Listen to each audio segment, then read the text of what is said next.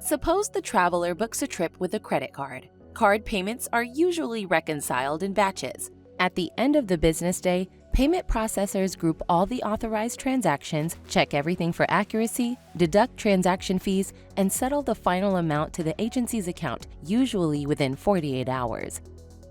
The agency then gets a consolidated report and checks it against the total transaction amount in the accounting system. If everything matches up, great. If not, it'll take some time to track down the errors. But except on rare occasions that need additional investigation, the batch process works as expected, providing an efficient way to close the books. Here's the twist. Nowadays, most travel agencies aren't using credit cards exclusively. They're offering multiple payment methods.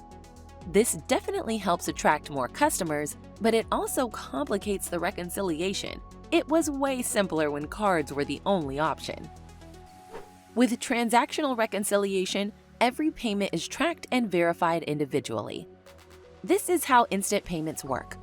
All the matching happens in real time as the transaction occurs. So, unlike batch processing, there's almost no delay between the traveler making the purchase and the agency receiving the funds. Sounds great, right? The tough part is that the agency has to check every single transaction internally, instead of just comparing the consolidated report with the total amount. This adds an administrative burden, which grows as the number of sales increases.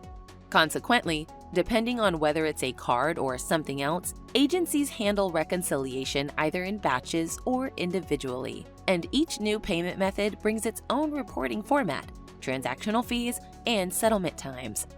Payments could hit the agency's account in seconds with instant payments, within 48 hours for credit cards, or take up to 5 business days with an electronic check.